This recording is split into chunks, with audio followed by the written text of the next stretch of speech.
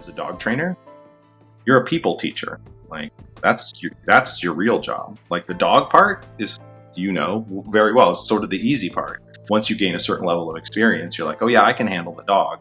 But that's not what your job is. Your job is helping other people be able to handle the dog. I'm a huge proponent of kind of knowing yourself and carving your own path out in the world, like your authentic self in a way. Like we all learn and we all evolve and we all change and we all take in life experiences and adjust what we do as a result of that process. But also I think in the current age, for somebody building a business and the connection to social media and sort of that instant feedback, that there can be a problem with people kind of chasing what they think people want instead of kind of recognizing where your skills lie and developing a product or a way of being in the world that's natural for you, that's your authentic self, and then sticking to it long enough to have your crowd find you, as opposed to, oh, I'm chasing this, or that post got a bunch of likes, so maybe I should do more of that. And it keeps pulling you off of your game. And now you're not out there trying to make decisions based on what you think the best dog training is or the best teaching strategy is, but what's going to get the most attention. And that isn't necessarily the best work in those cases. So welcome to my podcast. I'm Lianne Shinton of Automation Dogs, formerly Pet Biz Experts, a software CRM for dog trainers, and rebranded as Automation Dogs. And today I'm so excited to welcome Michael Ellis is joining us. Hi, Michael. So a little bit about your journey. Where did you grow up?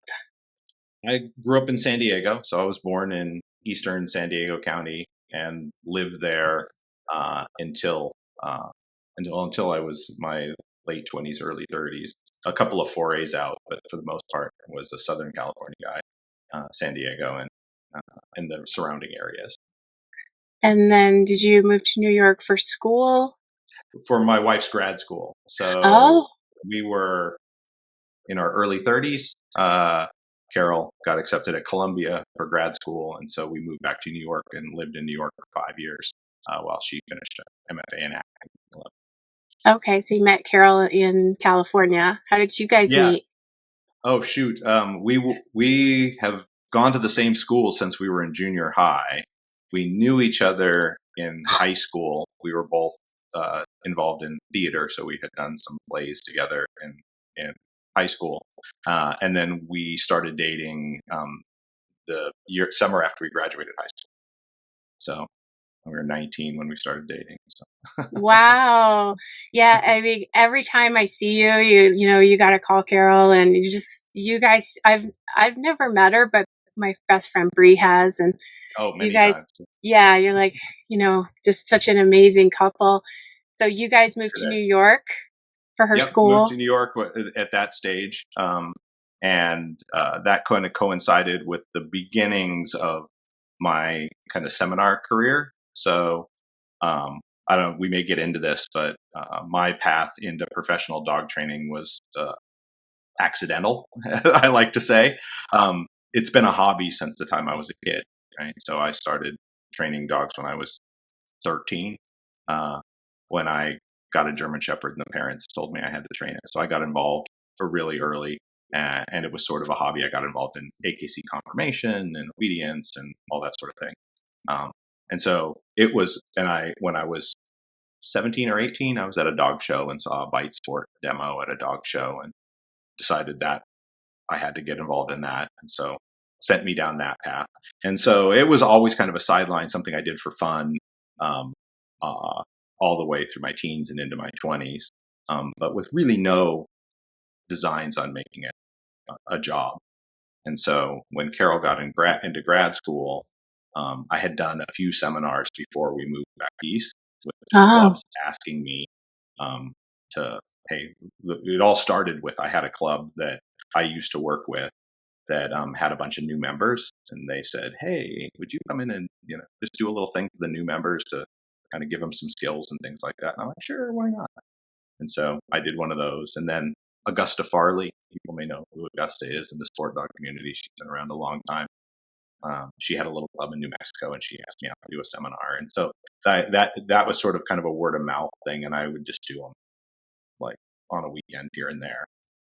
So when we moved back to New York, that was beginning to pick up. And so I did pet dog training in New York and seminars on probably once a month or so at that point in time. And it just kind of gradually picked up steam and turned into a career. I was at the time intending to go back to school, to grad school, and probably work in resource conservation or environmental policy or something like that, which is some of my big interests outside of dogs. But the dogs just kind of slowly took over. So I had a slightly different path. I think a lot of people these days that are entering professional dog training kind of go into it thinking they want to make a career out of it, and so they're planning their education based on that. They're planning. They have a marketing plan. They're setting up their business, and they're doing research on, hey, what's the best product to offer? All the kind of stuff that good business people do, right?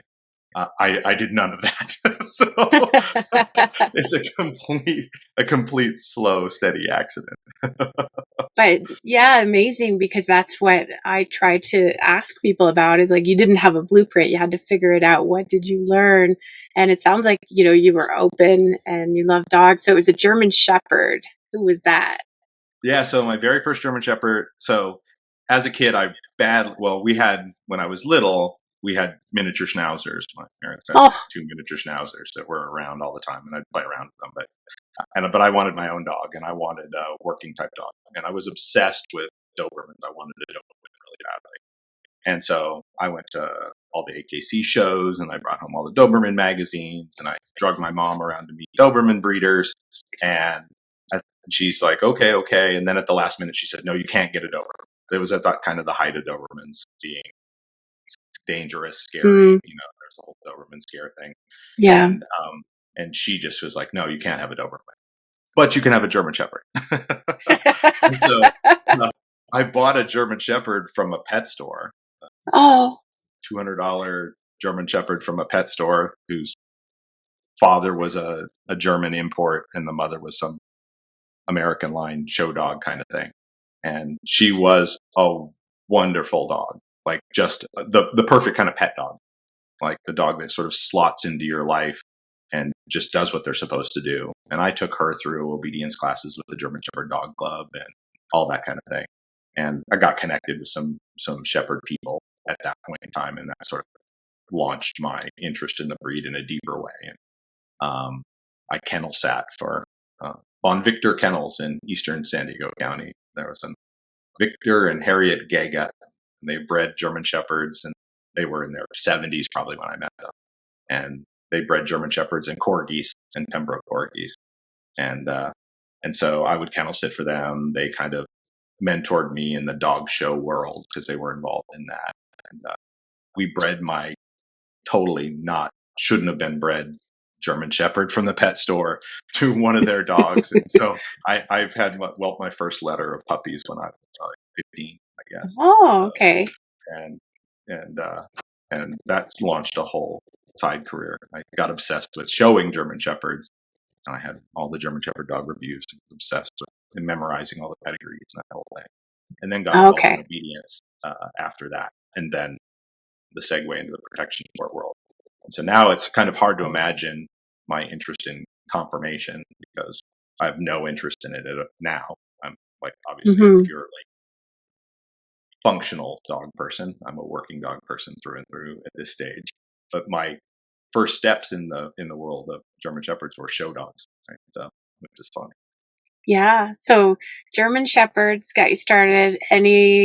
What was the next breed? Because I know you ended up with Malinois. Yeah, I ended up with Malinois. The next breed was pit bulls. I got into pit bulls and American bulldogs. And so, yep, I had a red-nosed pit bull female, and that's where I met a lot of the Schutzhund, the IGP community in Southern California. So I became friends with Al Banuelos, Larry Hansen, who's still out there, works with Oscar Mora these days. Larry had a red-nosed female pit bull coming up at the same time. She had Rosie at the same time. I had Juliet, my old pit bull female. And then Al and I whelped in a litter of American bulldogs together, and I had a bulldog for a while. I worked with a Rottweiler club a lot when I was just out of high school, and I worked a lot of Rottweilers and got close to getting a Rottweiler. So after I'd had a series of German Shepherds with either bad hips or not the right temperament for work, and I realized that it's very hard to find a bulldog, a pit bull, to do sport with. Like, they exist, but they're hard to find. That's not really what they're bred for. And so I started thinking about getting another breed, and Rottweilers were at the top of the list when one of the club members in the club that I worked on got a Malinois. And this is 1988 and 89 probably. And somebody got a Malinois, and I'm like, whoa, what's that thing? And that launched a whole interest. And once I was into the Malinois, I was gone. That was it. I bet. But we just clicked. Like, they are the way I want to be with dogs, and the stuff that I like to do. They're the right partner for that. They're not for everybody, that's for sure. But they're certainly. Yeah. So from California to New York, and you trained some pet dogs there, and Carol was in school. Yeah. So before I had done a little bit of dog training on the side before we left California, meaning I'd taught classes at a local pet store, obedience classes while I was in school to make extra money. I'd done some private lessons here and there. I worked with an old friend, Lisa Mays, we both worked for a guy named Ben Gordon, Canine Performance Center in San Diego, in El Cajon. Down there, we did inboard dogs for him and did some sport stuff on the side. And so I had a foot in that world, but it was always just like, hey, this is a side job while I'm going to college. It wasn't going to be a career. And so I kind of didn't think about it much that way. And then Ivan Balabanov was in California still at that point in time. And he and I would get together periodically and train down in the Bay Area. And right before we moved to the East Coast, Ivan and I organized this thing we called the Malinois Gathering out in the Central Valley. And we invited everybody that had a Malinois to come out and work dogs for a weekend. So we had this big event, 75 handlers and dogs showed up, and we goofed around all weekend, which was a blast. And so at that point, I'd done a few seminars and a little bit of professional dog training on the side, but it was, kind of just, hey, make a few bucks while I'm going to school. And I had worked in pet stores and stuff. Then Carol gets accepted to grad school. We decided we're going to make the move to the East Coast. Wow. As I get back there, I'm like, well, I'm not going to be in school while you're in school. So the seminar thing started to pick up a little bit. I was getting more requests for seminars, like I said before. And I didn't advertise or didn't have a web page or any of that kind of stuff. People just word of mouth. One club would say, hey, this guy's good. You should have him out. And so somebody would reach out, and I'd go. I had done some work with San Diego Police Department before I left Southern California as well, decoying for them. I'd sold them. I bought a dog here and there and sold it to them. And so I had some inroads into the police world as well. So I did some seminars for police departments and things like that as well. And so that was kind of picking up. And so when I got back to New York, I was probably getting like one seminar a month or something at that point. And so between that and some referrals for inboard pet dog training, which I did in New York City while I was there, that was how I was making ends meet. So I didn't have to get a regular job. Well, a regular job, as if dog training is not a regular job, but I didn't have to do something else while Carol was in school. And it just got busier and busier and busier, and to the point where I stopped doing the pet dog stuff so much, and my gig was seminars full time, right? And so by the time I left New York, I was probably doing two seminars a month at that point, probably. And then when Carol graduated, we moved back to California, in Northern California, Bay Area. And the seminar thing really was taking off then. So at that point, I spent several years doing probably 40, 45 seminars a year. Right? So I was traveling almost every week to just somewhere different. I'd fly out on a Thursday and do a Friday, Saturday, Sunday, or a Saturday, Sunday seminar somewhere and fly home on a Monday and out again on Thursday, and kind of did that for about 40 to 45 weeks a year for 3 or 4 years. And that's the point at which I was like, okay, I can't keep traveling like this. It was at that point close to 10 years traveling Yeah. all the time. And that's when I decided to open the school. I had a choice at that point to I could have started a dog training business, certainly, at that stage. But I'd been coaching trainers for the last decade, people that were already trainers that wanted better skills, or people learning to be trainers. And I said, so I should start a trainer school. And that's when in 2009 is when I launched the school. Wow. So that's quite a big shift, going from seminars to settling things down at home. That must have been nice. It was wonderful. Like like traveling, when you initially have to travel a lot, it's super exciting, right? It's like, hey, we're different places. It was an incredible learning experience for me. Like I got to go to a different club every weekend, meet new handlers and different dogs, and like I really got to refine my teaching skills. There was so much there that somebody that was stationary you would have really struggled to get the level of experience that I was able to get traveling, right? Because there just aren't that many new dogs and people in your face all the time. So that allowed me a lot, and it was wonderful. It's an incredible educational experience. It was really exciting and fun.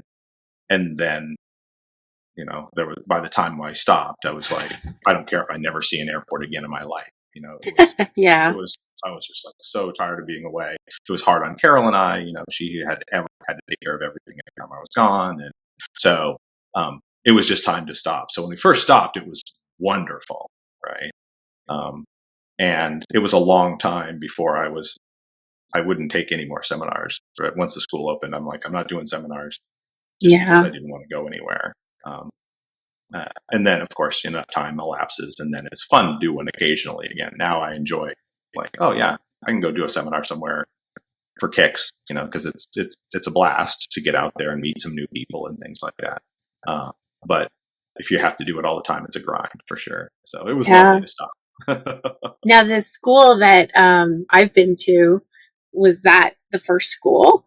Yeah. So we originally, when we moved to the Bay Area in 2005, late 2005, I think we came back, or six. I think 2000. Anyway, so roughly in that zone. Nobody cares. Roughly in that point in time, we came back and settled in the Bay Area. We knew we wanted to be back in California, but not Southern California. We wanted a little cooler, a little wetter, so Northern California vibe suits us. And so we landed up here, and I started looking for. At first, I was still traveling and doing seminars, but I had hatched the idea of starting a school so that I could stop traveling as much. And over the next couple of years, I got settled and established here, got connected in the training community here, and then started searching for spaces. And we were in the East Bay, and I found a warehouse space. It was just one big concrete tilt-up warehouse. And so we leased that and put down rubber floors. And that was the first place you were there. And we were there from 2009 to 2015. So 5 or 6 years we were there, which is great. And then we moved from the East Bay over to where we are now in Sonoma County, a place that's fastball about an hour north of San Francisco. Love this area, and started hunting for a space over here. And it took a couple of years to find the right spot over here. And the place that we have now, we've had for a little over 10 years now, and 11 years now, I guess. And we bought an old church, an old school. So it had a big building and 3 acres, and we built that property up. And that's the property we've been operating out of for the last 10 years. Yeah. It seems like, a lot of people, they want to try something new, and they, maybe want to work on getting their social, more exposure, more engagement, and they kind of try it for like a week or two, and they're like, well, that's not working. But hearing you doing like seminars for 10 years, yeah, I mean, that took some work, some consistency, and then it evolved. It worked, Yes. and then it evolved into the next phase for you.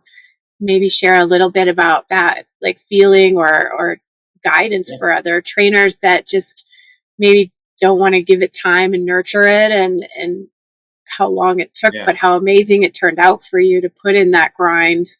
Yes. I think that the whole thing is showing up, and there's no shortcut for the time put in, the experience that you gain, and the reputation that you gain by consistently showing up over an extended period of time.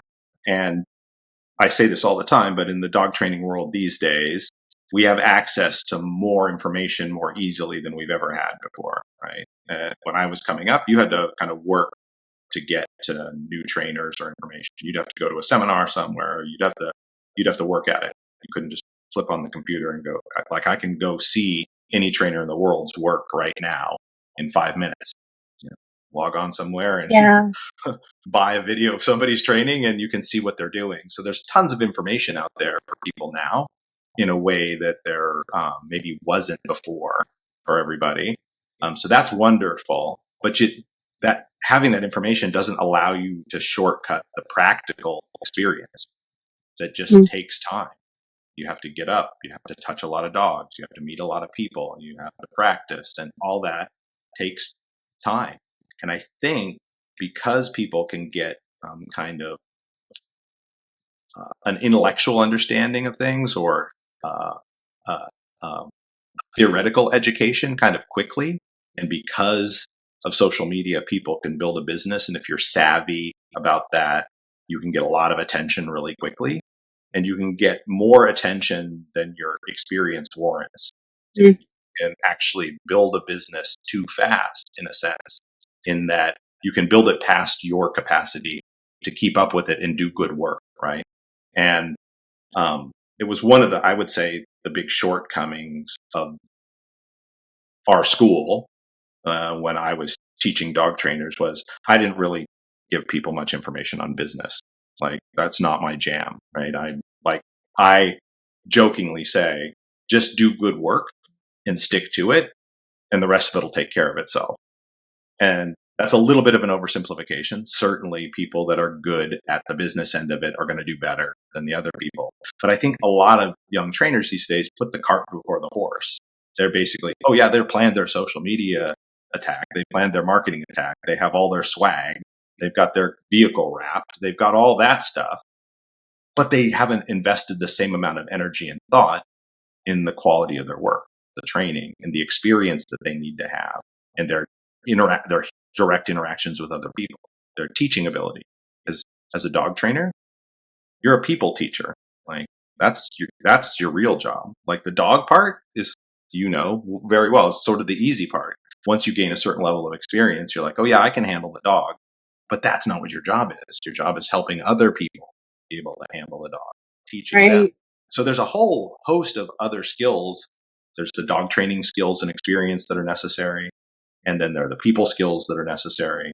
And all that stuff has to happen outside of business. And I think sometimes, I don't know, I sound like an old man, but I think sometimes we live in kind of an instant gratification society where everything goes Yes. fast and everybody wants it yesterday, and they see something spectacular out there and they want to be there now. And really, it's just one foot in front of the other, and steadiness and showing up for extended periods of time and really focusing on the quality of what you're doing, and that will get you there. And the business, like I say, I didn't advertise my business until, I don't know, probably 20 years into what I was doing. It was 100% word of mouth. Like, other people would talk about it, and I had started to do videos. So Learbird would market the videos and things like that, so people heard about it through that. But a lot of it was just that, and I'm not advocating that for people. Obviously, a well thought out marketing campaign will help you for sure. But I just didn't. That wasn't on my radar. I just focused on, hey, I'm just going to do the best job that I can. I'm going to focus on my work, and I'm somebody that likes process. I enjoy showing up and doing the work on a daily basis. And that's what dog training is at the end of the day. It's consistency, it's being there, and it's like incremental progress. It's not usually big leaps. It's a lot of just kind of steady incremental process. And because I enjoyed that, that's just where I put my focus. And for me anyway, the rest of it did take care of itself. Maybe I would have been retired 10 years ago if I was better at business. But regardless, I felt like the business was built on happy customers in a sense, instead of me spending a lot of energy trying to sell myself. Right.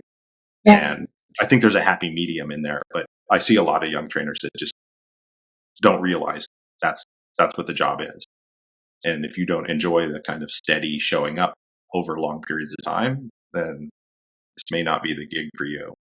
Yeah, you've got to really kind of have that entrepreneurial spirit where you want to build something, and Yes. you've just got to have grit and purpose. When I started building the software, which was not my wheelhouse, I had to learn it and build it. Yes. And I saw the potential, and I'm like, oh my God, this is going to be an overnight success. But it wasn't. I had to listen and learn and listen to my customers and try and build technology that would work. And that whole journey I appreciate so much, because now if something goes wrong, I know how to go back and fix it. If you're an overnight success, you don't really know how to go back and repair something. Kind of like with dog training too. Like, we have to look at why, she didn't hold her down at the world championships, and we have to go back Oh, absolutely. and assess and break it down and try and fix. It's not just a magic pill. So, Yeah. very, very good advice. I also feel like I'm a huge proponent of kind of knowing yourself and carving your own path out in the world, like your authentic self in a way. Like, we all learn and we all evolve and we all change and we all take in life experiences and adjust what we do as a result of that process. But also, I think in the current age, for somebody building a business and the connection to social media and sort of that instant feedback, that there can be a problem with people kind of chasing what they think people want instead of kind of recognizing where your skills lie and developing a product or a way of being in the world that's natural for you, that's your authentic self, and then sticking to it long enough to have your crowd find you, as opposed to, oh, I'm chasing this, or that post got a bunch of likes, so maybe I should do more of that. And it keeps pulling you off of your game. And now you're not out there trying to make decisions based on what you think the best dog training is or the best teaching strategy is, but what's going to get the most attention. And that isn't necessarily the best work in those cases. And I think that's something that people these days have to be more in tune to because of the internet age, right? That is a pitfall, a trap for a lot of people, where they get out there and they don't really have their way in the world. They're chasing likes, as it were, in a sense. And so I think you have to be careful. You have to be ready to take on feedback from people that matter, and then be able to tune out a lot of the other stuff, because it'll just pull you off task. Yeah. Well, it sounds like you probably have some good advice for people when they have those days where they just don't feel like kicking butt, because it's so much like boring consistency and it's grind. Those days where you're kind of hitting a wall, and maybe it's that you're not taking care of yourself. You're not taking care of your business. I've been like, I'm doing dog sports and I'm not taking care of my business. Sure. So like, how can you give advice, or what advice could you have for someone that like really still needs to like just dig in and do the work? Yeah. So a couple of things. One, I would just say, hey, it's a process, and it is just like dog training, in a sense that you have to show up consistently over extended periods of time for the best results. And business is no different than that, right? You're not going to suddenly overnight make these big jumps. It doesn't happen that way. So get comfortable with that. The other is cultivate other interests. aside from dog training, right? If this is your business, we tend to surround ourselves with other trainers. All your friends now are dog trainers. Like, you live and breathe it. Lots of people are operating businesses out of their home and things like that. So there's not downtime. It's dog training, dog training, dog training, dog training. And I've been lucky to have a lot of different interests in my life. And my wife is not into dog training at all. And we've been together this whole time, and she loves the dogs, and she's helped out, and she's been a school administrator for me and all that stuff. But the training world, like, we don't talk about dog training or any of the rest of that stuff. We have other places to put our energy to make sure you're taking care of your mental health and your inner. No matter how much you like it, if that's all you do, then burnout is a risk in that spot. The other thing that I recommend for people to do is find the piece of it that originally got you excited about it, right? So whatever that is, it's different for different people. Mine is the sport world stuff. Like, and so in that world, I still get a thrill from that. And so I made sure to carve out a space for that in my life, regardless of whether or not that was making money. And I think a lot of people wind up gravitating towards the type of training that's going to be best for their business, but that's not the part that necessarily lights their fire. And so that's harder to maintain. It doesn't mean you can't do that, but you're going to be more susceptible to burnout in that way. So make sure you keep a finger on the thing that makes you excited about the whole thing, that got you excited about it in the first place. Why did you choose this as a path, right? Hopefully it's because you like dogs and dog training, right? I mean, there are people out there that are just good business people, and I don't think they're particularly into dog or dog training. They just chose that as a path. And not that you can't be successful that way, but then your passion is business, right? Right. Yeah. And so, but I don't think that's true for most of the people that came into dog training, right? They came in, they are carving this out as a career because it really appeals to them on some level. So remember that and make sure you make time for that spot. The other thing is, this is hard for beginning trainers, but if possible, have your business and your living space separate. Lots of people don't have that ability when they're starting out. I get it. People are operating out of their house and all the stuff that's necessary as beginners. But as soon as possible, have a separate place for your business in your home. Because no matter how much you like it, if it's intruding on your life outside of that all the time, it'll begin to make you want to burn out as well, right? Yeah. And then be patient. Like, that's the other thing.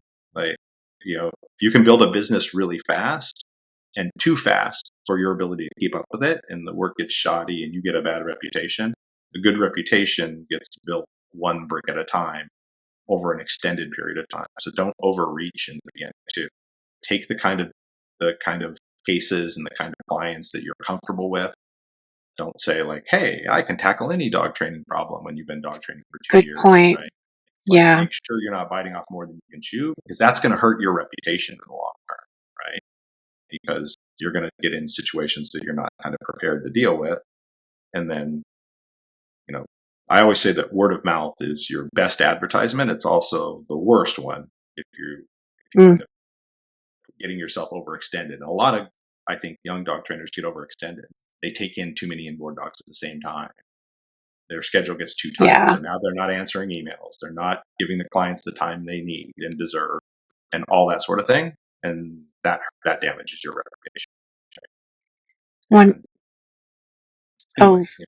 There's a few. One of the things that you just touched on is like remembering that, like why you got into this. And it made me think, like, I remember like I was obsessed with dogs and I love dogs. I want to be around dogs, and dogs are beautiful, and dogs.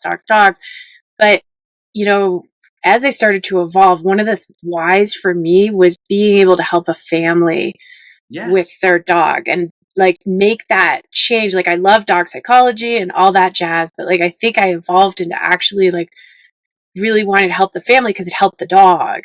Yes. Maybe you could share a little bit of your whys, because you mentioned like the sport side of things, really gets you going. What are some of your whys? So the other one is I realized relatively quickly when I started doing seminars that teaching was my job. Dog training was just the subject, right? And in the beginning, I didn't look at it that way. I'm like, dog training is my thing. I like doing it. And so I know what I'm talking about. I can go out here and talk to people about dog training. But I didn't really think that much about the human aspects of teaching. I just told people what I knew, basically, or I could tell them what they were doing right or wrong in that way. And as soon as I realized, like, oh, this is a teaching gig, then stuff switches in the way you think about it. Now it's not just getting the information out there. It's not just your ability to do it. It's watching people have little light bulb moments, helping somebody that has a difficulty grasping something or move past that. And there's all these little tiny victories embedded in it. Very much the same way it is with training a dog, right? You're going along and it's mostly like showing up and doing it. And every once in a while you have a breakthrough, like, hey, I was really working on this and it wasn't going well. And those little mini victories become kind of the fuel to keep going. Those are the things that get you excited. Yeah. And to your point, like helping somebody out feels really good. And if you've taken on that task, like I'm going to help this person understand this, I'm going to help this person get better at this, then their little victories become your little victories, and that feels good, right? And all of those and that helps keep you going, right, at those moments. Because no matter how much you love it, there's going to be days you don't want to go to work, right? No matter what you do. As soon as you turn something you love, your passion, into a job, then there are compromises inherent in that, right? Like there are people I know, my wife being one of them, like she is trained as an actress, and so she has an MFA from Columbia in acting. She's very interested in a very specific kind of avant-garde theater, which is like takes years to develop. There's no money in it whatsoever at all, but she's super passionate about that, and she made a deliberate choice not to do that for a living because she didn't want money affecting the choices she was making and the thing that she loved. Like all of her energy there is just doing the work in the way she loves to do it with the people that she wants to be with, and she doesn't care if it makes a penny. So there's no pressure for anybody to say this is successful. As soon as we turn it into a business, there will be trade-offs, right? That's just inherent in it, and you have to accept that and still keep yourself motivated and not lose that little spark that got you excited about it. So how do you carry that through? And for me, it's very much like you. It becomes about helping other people. It becomes about a lot of small victories along the way, little things. And focus on the process. I mean, this sounds like Buddhist or whatever. It's the journey. It's not the destination. It really is. And if you can find ways to enjoy showing up and doing the work and being present in that work, then it's not so bad. But if you're like, I want to get this done and I need to get this done in 3 weeks and this person has to be here, otherwise they're not going to be happy by this time, you're always focusing on the end product, and that puts pressure and stress and things like that. You have to kind of enjoy the day-to-day of the process. Yeah. Yeah, great advice. One more thing that you spoke on, and that is that, like, Carol's not really into the dog side as much as you. I don't know that anybody is into the dog side as much as you are. But, finding that, like, balance in your marriage and having some other things to talk about that's not your business and the dogs. Oh, it's huge. Yeah, it's a huge thing. Like, and it was helpful because not only I've always had other interests as well, but certainly she has them.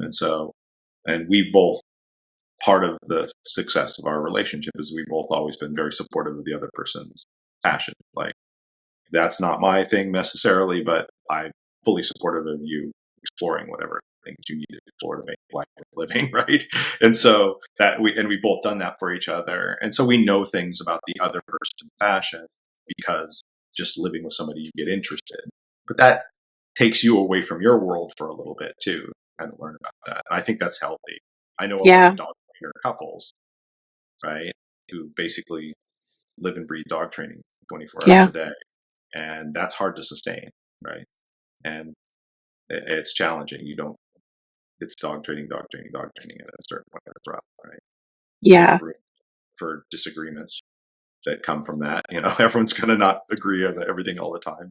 Yeah, that's true. That's rough. Okay? Not that can't work for people, but I think that's harder. I feel like it's been easier to have a significant other that was I mean, she loves the dogs. She's whelped litters and she takes care of them when I'm gone. And like, she's into the dogs, but has zero interest in training. So we never really talk about any of that stuff. And as long as I make sure the dogs listen, she's cool. Oh, that's funny. Yeah. And what are some of the other hobbies that you and Carol have? Yeah, so I've always been we've been avid outdoors people. So we hike and backpack, and when I was younger, rock climb. We both rock climbed a lot. Oh, I'm kind of an obsessive uh, naturalist, amateur ecologist. So I'm into plants and very into birding. So birding is a big deal for me. I am interested in traveling the world, ticking off species off my life list of birds. oh, cool. So lots of those sorts of things. And because uh, I did a little theater when I was in high school and college, and that was certainly her passion.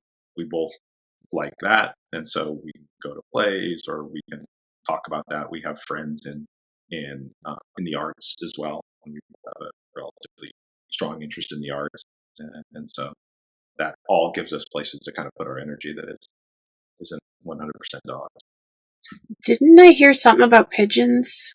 Oh, I used to. Yeah, I was obsessive about racing homing pigeons from the time I was a kid too. I had racing homing pigeons from the time I was 10 until I went away to college, and then I got them again when we landed back in the Bay Area. So that was a side hobby as well.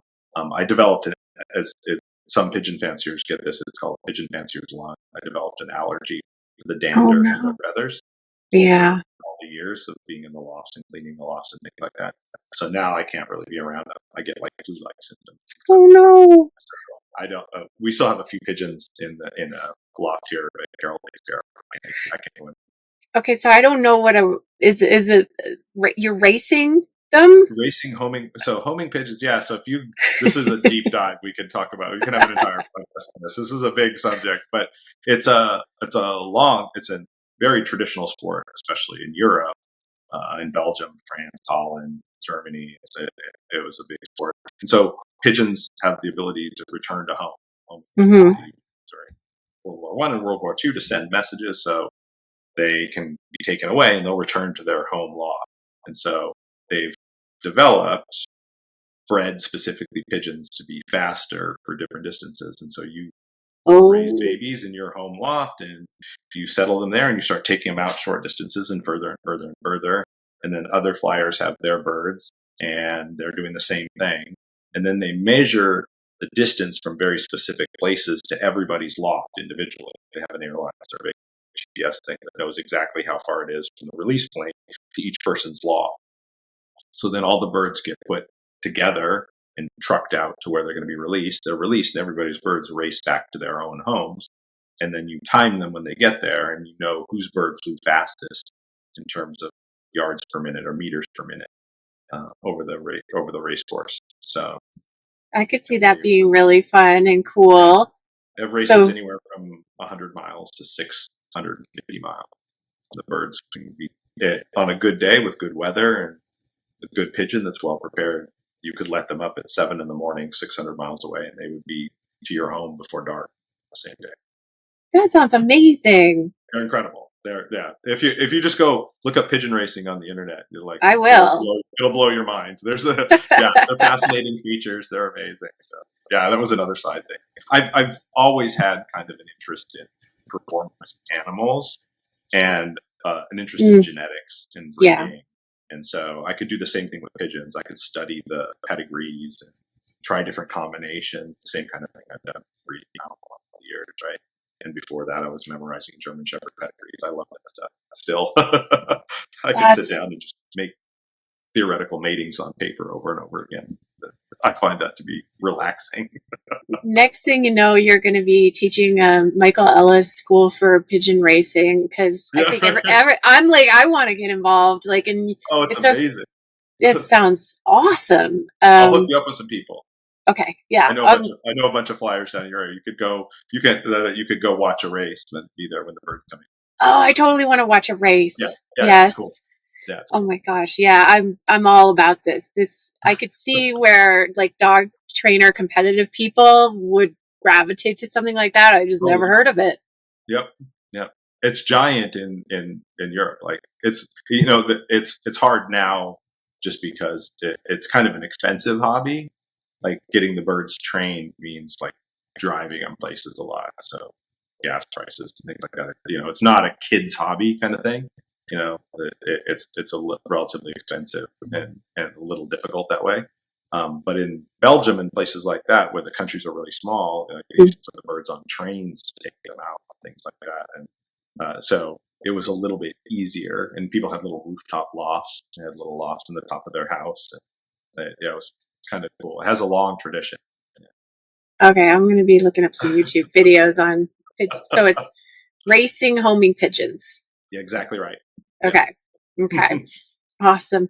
And the shift, so you went from seminars to the school, which just like, wow, like more like normalized your life probably. But it seems like, I don't know, is it 2024? Like you really started taking things online. Is that right? Yeah. So I was very slow to the party. Like I'm still one of those people that thinks that the best dog training is done in person, for sure. Like it is the online stuff is super helpful and again, it's efficient time wise. You can get access to training anywhere in the world. That's all good stuff. But there is kind of no substitute for the day to day, put your hands on dogs, be there with a coach to catch your mistakes in the moment. Yes. All that kind of stuff is necessary. So I was a big proponent of that. And because our classes were all in person and that kind of thing, I would do a little bit of stuff online, and we had videos that were being sold and that kind of thing. But the bulk of it was in person stuff. And then it was actually COVID that, like for many people, forced a lot of us online. So when we hit pause, I was like, okay, well, I'm taking a little break, which was nice. And then also I did some Zoom lessons during that, like everybody else got familiar with Zoom.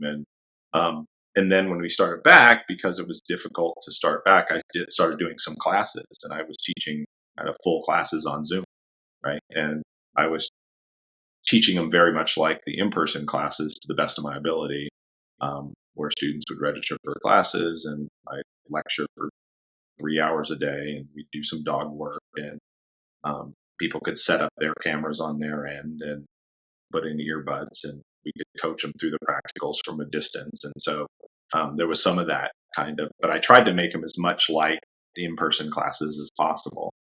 And then that was useful. And as we gradually came back to in person again, we were doing that. But I was at that point getting ready to think like, hey, I'm going to be 60 this year. And so like time for me to slow down. And I can't keep doing the 70-hour weeks and run the full-time thing anymore.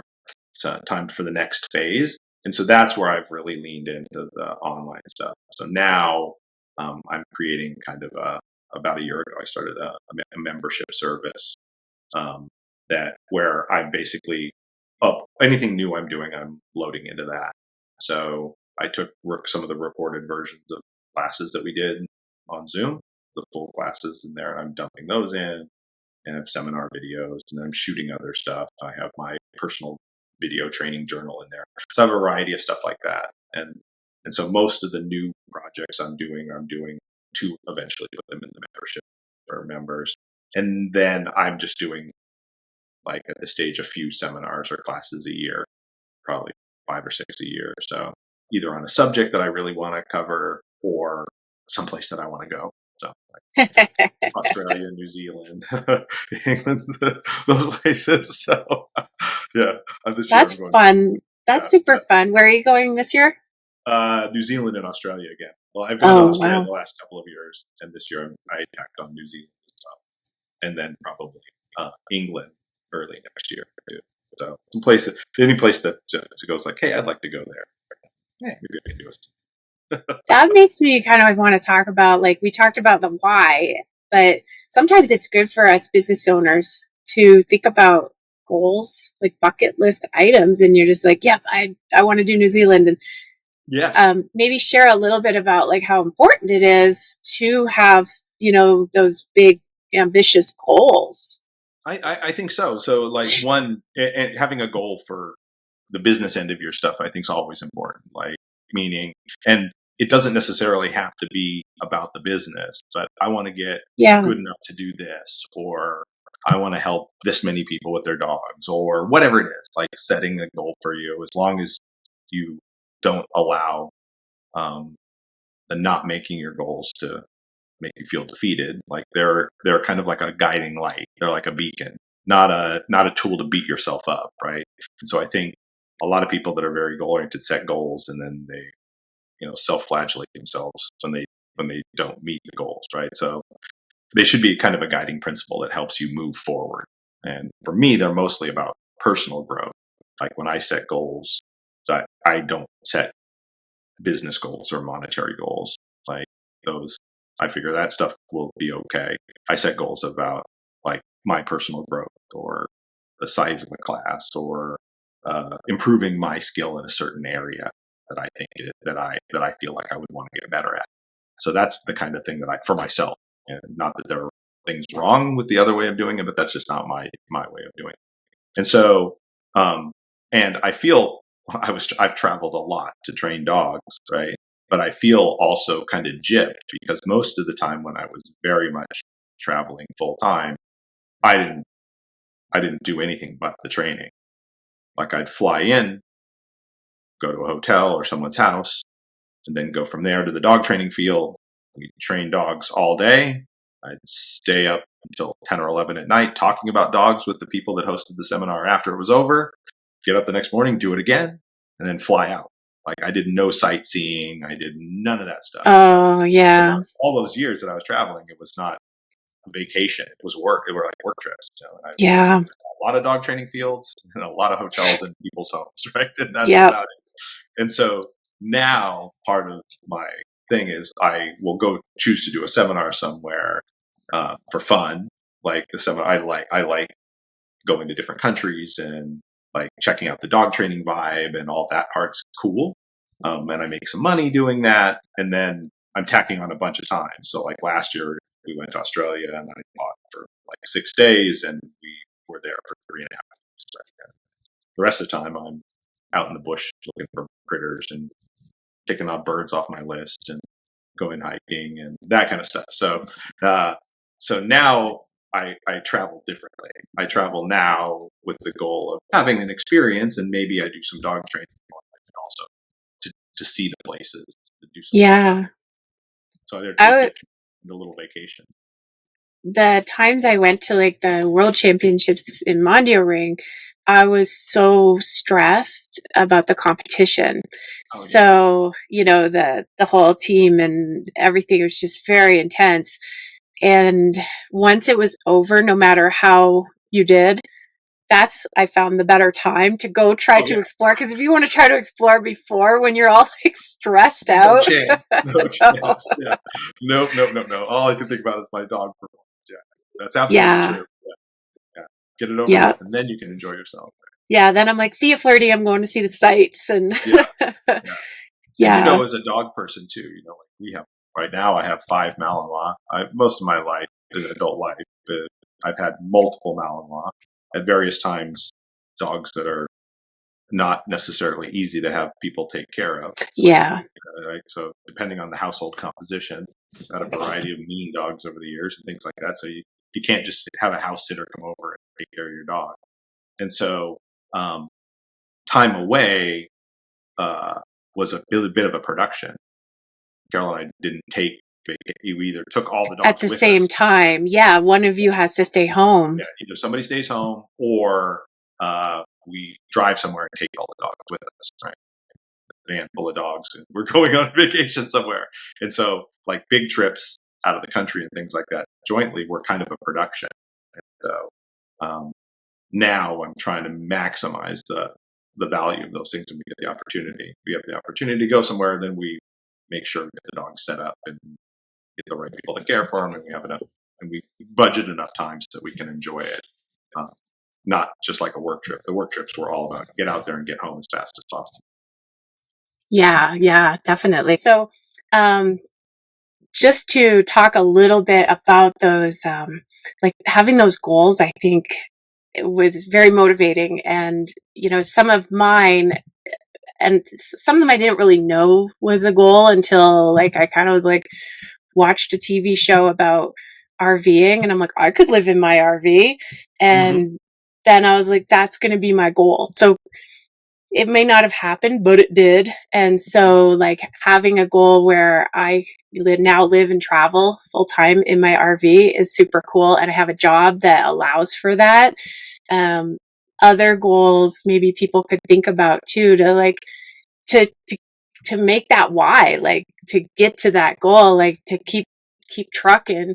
Like I want to one day make enough money to like help take care of my mom so she can have her trips to New Zealand and have her trips to Australia and things like that. Um, are there any other big goals on your list beyond the travel, which is amazing that you've mentioned? Yeah. So almost all of mine now and they have been most of the way along, right? Most of mine, I mentioned this before, are about personal growth, right? So I did not.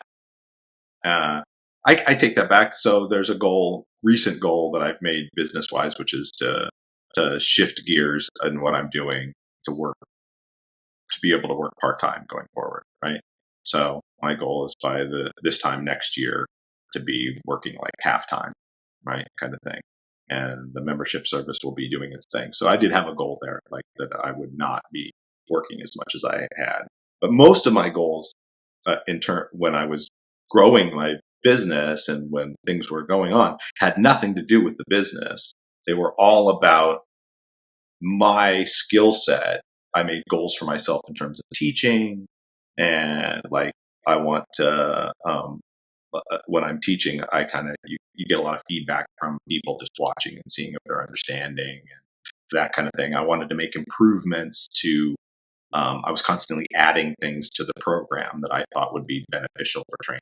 Like originally, I designed our long-term program with certain skills involved, and I thought, okay, this covers a lot of the basics. And the longer you do it, you go, oh, it'd be good to have some of this, and it'd be good to have some of this. So I kept kind of building and refining that. So mostly it was, to help people be better trainers and that kind of thing. And then now a lot of mine is about kind of being present and enjoying the natural world, or what I call the living world. Right? I'm kind of obsessed with ecology, and it's easy for me to get depressed about what we're doing to the world and Yeah. from an ecological perspective and things like that. So most of my goals now are about spending time in the natural world, getting to some places that I think are that I've always um, dreamed about seeing. They're gone, like places in the Amazonian rainforest and things like that. The experiences like that are just something that make me feel good about the world in a sense. So I have set myself goals about kind of turning off from politics and other things like that as much as possible. Like those kinds of things that I think will kind of improve my quality of life or make me a better person. In general, those are the kinds of goals that I set for myself, as opposed to I want to have 50 new subscribers by this amount of time. Yeah. Those, if that motivates you, because what's a goal for is to basically help motivate you to be able to do the work, Yes. right? And so if you have a hard time, getting up for the day to day of the work, then setting a goal and setting small, achievable goals along the way can help keep you in the game, kind of thing. And so if it is a monetary thing for somebody, or if it is, a certain number of likes on a post or whatever, if it floats your boat, if that helps motivate you to do your thing, then great. Yeah. Like, judging people for that. That's just not mine. Mine is usually geared towards myself. Like I feel like, okay, how can I be better at what I'm doing? And I don't look for the validation externally. I think that's it's a hard way to do it. And if I'm trying to measure it in dollars and subscribers or things like that, then that I don't like where that puts me in a mindset that makes me unhappy. It makes me likely to make choices based on that instead of based on what I think is the best way to be in the world, right? And I try to be Yeah. governed. I try to be governed by what I think are a basic set of principles about how I move through the world and what's important. And Your so values. Yeah. most of my goals are connected to that. And then I just assume the rest of it will take care of itself. And so far, so good. Yeah, yeah. Well, yeah, like your core values are about your purpose and growth and bettering yourself. And it's very thought provoking thinking about traveling to these amazing places in the world. Have you been to I think it's Galapagos I Islands? haven't, but that would be on the list of a place that I'd love to go. Certainly, it has a kind of super rich history Yeah, you should in definitely evolutionary go biology. Yeah, do a seminar there. That's for sure. My mom I don't think is there's any. I don't think there's any dog training in the Galapagos. So I the have to be like tortoises. giant tortoise training or something. I had to clicker train a tortoise for my veterinarian because the thing was so big it wouldn't go in its pen. And I'm like, hold a strawberry out, and whenever it took a There you step, I go. clicked. Well Like, done. Well it's done. what I do. But yeah, my mom's a solo. She's a widow now, and so she travels the world as a solo woman traveler. And Oh, she cool did the for her. Galapagos Islands. That was like a bucket list place for her. And so yeah, she swam with sharks recently, and like she's Oh, riding a that's awesome. camel in the desert, and she's hot air ballooning. And I'm like, I'm afraid of heights, like you know. But I'm like, Mom, I'm coming over. Can I bring Flirty? And she's like, oh, she kind of scares me. And I'm like, you were swimming with sharks like two Right, weeks ago. the Malamute. Think you can handle Flirty? That's funny. Yeah. So I wanted to ask a little bit about like what you're working on now and what's next, because when I think I was last out there, it was like right around COVID, and Forrest Hmm. Mickey was working with you on some Yeah. things. He's Yeah. I went to one of his seminars. Oscar Mora was hosting him, and he's Hmm. very bendy. And I mean, he was like standing on his head and everything. And I'm like, "What? Are you okay?" And he's like, "I was a gymnast. He can't stay Yes, still." But he is so fun to like listen he's a good. to. And I think one of the great things about you is you're very kind about bringing in other teachers to share and provide other perspectives for the people who are trying to learn. Yeah, I think that's important. So Forrest and I have developed a kind of deep friendship over the years, right? So, um, gosh, it's been 15 or 16 years since I met him originally, and he was obviously as a young trainer a super talented guy. He's very in his body. He's super physical, and had really incredibly good skill sets there. Also, he's a smart guy, and so he kind of got it quickly. And then in the beginning stages, he was like a lot of younger people, I think, kind of impatient to get there, and he wasn't on the slow path. And as we've known each other and grown, we've become really good friends. And he and I spend a fair amount of time together these days. We train together on the side, uh, our own dogs. That's another thing we've done when you're teaching other people about training all the time. It's important that you kind of carve out training time for yourself the way you Mm. want it to be. That's not always an educational experience for other people. Like it's different. I have to go completely differently into an event where I'm going to be teaching people, even if I'm working my dog and I'm teaching to a group. Then that's a different mindset than I'm hanging around with my friends training our dogs, right? And Yeah. so, um, Forrest has helped me carve that out and put that back in my life again. That I'm going like, hey, I'm going to make some time with the people that I respect and like and enjoy training with, and we'll do our own thing on the side with no pressure for it to be for the business, with no pressure for it to be anybody teaching anybody anything. Just show up and do the work, and that's been wonderful. And because we're spending so much time together, we've chosen to do some projects together recently as well. So he and I just taught two separate kind of week-long classes on reactivity that we really enjoyed doing.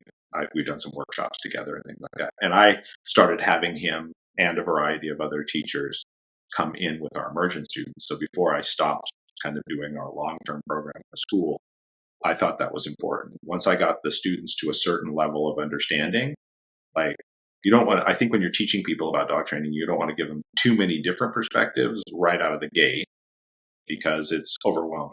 They don't know where to focus and Yeah. maybe some conflicting messages. But when somebody gets a certain level of education, then you want them to start kind of understanding the nuance and getting slightly different approaches and perspectives on things.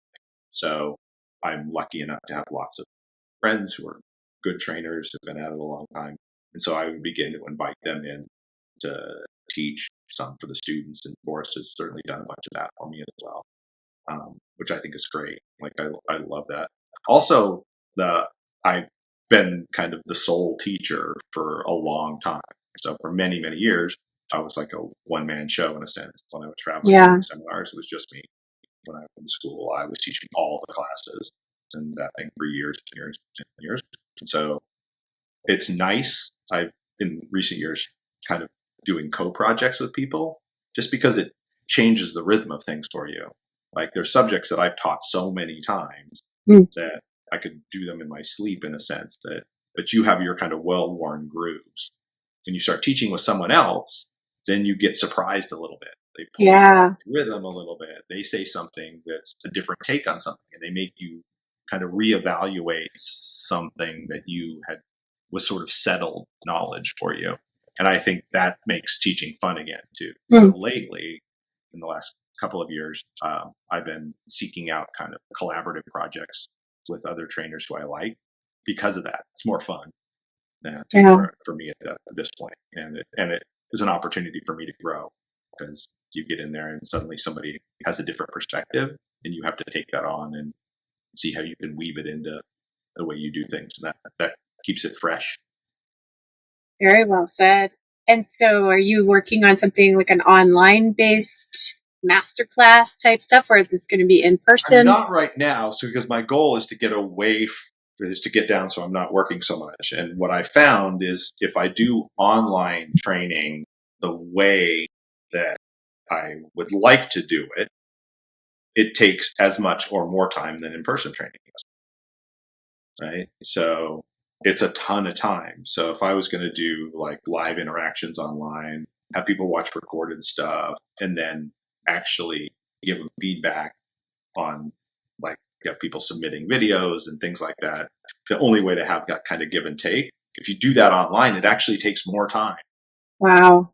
Right? Because you have to get all that stuff up there, present the message.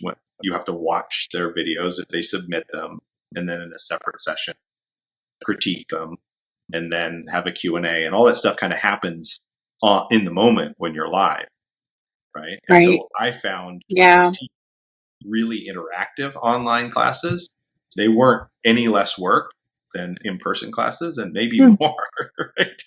Yeah. And so my goal is that I would leave behind through the membership service like a giant library of all kinds of resources for people and affordable for basically everybody, right? So when I was running our programs at the school, that's not accessible for everybody. The long-term program that I ran was 5 months long, cost $25,000, that it's a big thing for somebody, and not everybody can make that fit in their life or afford it or anything else, right? And so I think as I get closer to retirement and I want to work about half as much or less than I've been working, I want it to, I'll have some points for interaction, like I do a monthly member Zoom where I answer questions for a couple of hours or that kind of thing. But I don't want to get into too much detailed stuff where I have to be on the computer all the time. So I don't like sitting in front of the computer all the time either. I'll be out doing stuff. And so what it's going to be is just a giant repository. So everything I do now, I have hours and hours and hours and hours of video already in there, and I have hours and hours and hours more that needs to be edited and put in there. So 5 years from now, I think there'll probably be years worth of material in there. And for $70 a month, people can go in there and wait around and find stuff that appeals. That's a great deal too.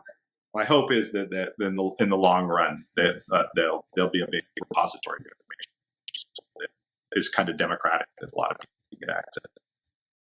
Now, if somebody's bucket list is to see a Michael Ellis seminar, where can they find these New Zealand and Australian and Galapagos Yes. Island So seminars? just watch our social media. If you could, I have an email list too, so you could absolutely just go to our website and sign up for the email list there. And anytime I do an in-person event, they get notified there. The Okay. members, people that are a part of our membership, get priority registration for anything live that I do here. So if they want, I open it up for them to register for them before that stuff. And as they come up, I put them up there. So Okay. that's the best way you get notified on that stuff on there. I think Forrest and I will probably wind up doing our reactivity class again. I think we let in like 40 people, and Wow. it sold out in like a day. And the same second one was, so we were really busy. So lots of people I know wanted to attend that couldn't. So I think we'll probably do another one again in the fall. And some of those things like, there's good information in there that could be part of an online program, but there's no beating the in-person stuff at the end of the day. Like being there, seeing it, touching the dog, getting kind of coached in the moment. That still has to happen in person. So I'll always carve out a little bit of time to do a few of those things a year. Yeah, I think it's easy too for people to learn when they have a bit of both. So having the Yes. online membership, like Stanny, who used to work for me, she ended up buying my dog training business. Like her first language, she's Bulgarian, so she really like would enjoy watching your videos and things like that. She came with me to see Forrest at Oscar's seminar, and but it's hard to take it all in, and having like a bit of both is great. And Yes. I love that you're offering a reactivity seminar, because a lot of dog trainers, they mainly focus on puppies or obedience. But if you can solve behavior problems, especially reactivity, which is probably a huge one that many people can't get help with, then that can sustain your business year round, instead of just like, oh, I'm going to train my puppy now in the summer because the kids are home from school and it's going to be fun. Right. People need to fix their reactive dog. So having, like us as trainers, having access to something like that can help take our business to the next level, where we're like sustained business year round. Yeah. And if you're a professional companion dog trainer, half your work is on leash reactivity. I mean, that's talk to trainers. What's the biggest problem you have? Oh, I can't walk my dog around the neighborhood without it going off on stuff. So it's kind of the behavior or the issue that a lot of trainers are going to wind up spending a lot of time on. So getting kind of good at it and understanding the nuance of it, kind of being able to diagnose it and come up with actionable training plans too. I think that's one of the hard things. And again, we could get the weeds here, but one of the hard things about dog training is like what you can do as a skilled and experienced dog trainer versus what your clients can do. And you have to come up with protocols that they can execute. So just because you could execute a protocol doesn't mean they can. And so I think a huge part of the experience of becoming a professional trainer is recognizing where you can compromise in there while still being fair to the dog, appropriate, because there will be compromise. I can't say, hey, you have to have the same physical skills that I do in order to execute this, because then like it's taken me a lifetime to develop them. And so obviously you're helping somebody, they're not going to have that. Your solution has to be tailored to their abilities. And so that's kind of the interesting part about companion dog training in my experience, right? Is the training itself isn't it. It's like, hey, what solution can I come up with that's fair to the dog, but that this person can and will execute? Right? Yep. So a little bit of a puzzle of its own, which is fun. Yeah. No, I think that'll be a great class. And so that's an in-person class, right? Yeah. We ran 2 of them this spring. They're 5 days. They're like a Monday to Friday thing. And I think we're going to run another one this fall. Just looking for a gap schedule. So Awesome. it was an enjoyable class. And I think we kind of figured a groove out and figured out like how many working slots works well in that time frame. Some people could get their hands on the dogs, but also people could see progressions on a day-to-day basis, what that looks like. So it was fun. It was kind of an enjoyable thing to teach too. Yeah, yeah, and it's so helpful. Um, so we're getting to just over an hour, so we'll probably have to wrap it up. But maybe you could share where people can find you. You mentioned to sign up for the newsletter so they can stay updated. Yeah. So michaelellisschool.com is our website. I'm on Instagram and Facebook, although inconsistently, but there's a presence there, so you can find me. It's Michael Ellis School there as well, and on Facebook. And so both places you can access me there, and then just email or through the website if you need to reach me there. That's the way. Great. And just like a fun question or two, what is your favorite music? Gosh, that's a challenging question. I really like a lot of different kinds of music. The stuff that, like most people, that resonates with me is stuff that I was listening to when I was growing up. So I went to high school in the 80s, so I'm certainly a fan of the 80s.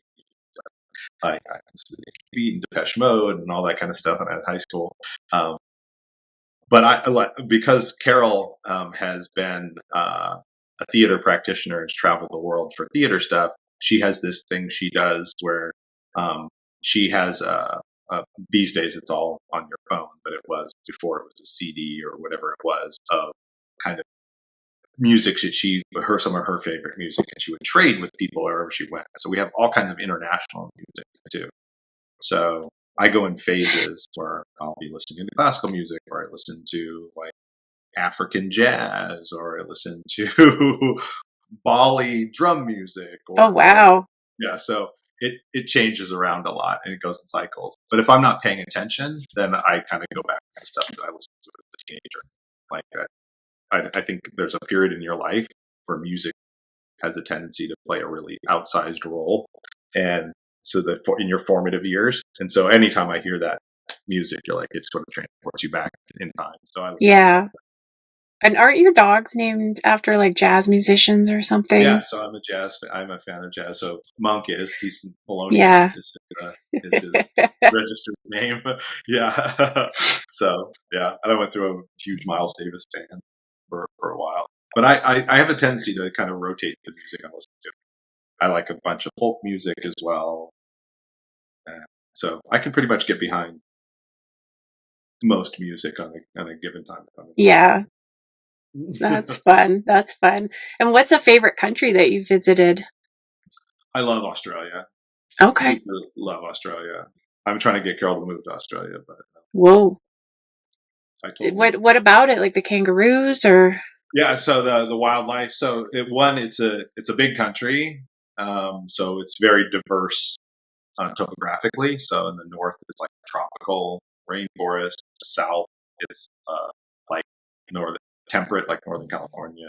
In the west, it's like big open deserts, and so they have a really kind of wild topography.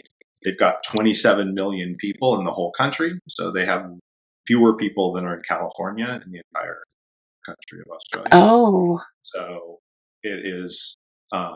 Takes nothing to get away from people. I mean, and most of those people are concentrated in Brisbane, Sydney, and Melbourne on the East Coast. So like 80% of the people are in those one areas, and then you don't have to go very far, and you're in the bush. And the wildlife, the birds, the plants, the snakes, every conceivable creature there is mind-boggling. It's a giant island, so it's evolved in isolation for millions of years. So a lot of the flora and fauna is really unique, and people are really nice. So I'm into plants and critters, so it's endlessly interesting there. I think they have some pretty cool snakes and spiders there. That's for sure. Oh, they have crazy snakes and spiders, but I like that kind of thing. So people are like, there's a lot of deadly stuff there. I'm like, they're cool. They want to pay attention, right? So, but I love Australia. I love Australia, and so I would certainly go. I go there whenever I can go there. I also really like Central America. I live in Costa Rica. I love Costa Rica as well. But, yeah, it's got to be cool there. I haven't been to either of those places, so on my list. I've had a good time. I had a really good time in Chile, but I'd say Australia tops the list right now. We're going to Africa this next year, and so I'm super stoked about that. I'll let you know after that. Yeah, my mom did Africa. She was robbed at gunpoint, so be careful. Shoot. Yeah. We're doing like a 2-week walking tour in the national park. So basically, cool. a guide service that does it on foot, so you don't have to be in vehicles all the time. So it's like a 100-mile walk through Tsavo National Park. And With lions and stuff. Set up camps. Yeah. Oh yeah. But you're on foot, so you walk about 10 miles. So I'm super stoked for that. I like getting close to the wildlife. Like if I weren't a dog trainer, I would be a wildlife biologist / ecologist. So okay. I can spend hours out there just taking notes and watching. Well, that'll be incredible. That'll be a bucket list trip. When do you go there? Next September 26th. Awesome. Well, this has been amazing. Such an amazing life, and I loved listening to you about your goals and how you balance your life. And I'm really excited to look into this racing homing pigeons. Yes, let's talk again after you do. You reach out afterwards. Absolutely. Thank you so much for having me on. It's really been chat. Always awesome. Well, thank you, Michael. And again, I'm Lianne. Sorry, losing my voice. I'm Lianne from Automation Dogs. Used to be Pet Biz Experts, but we rebranded. So thanks for listening, everybody.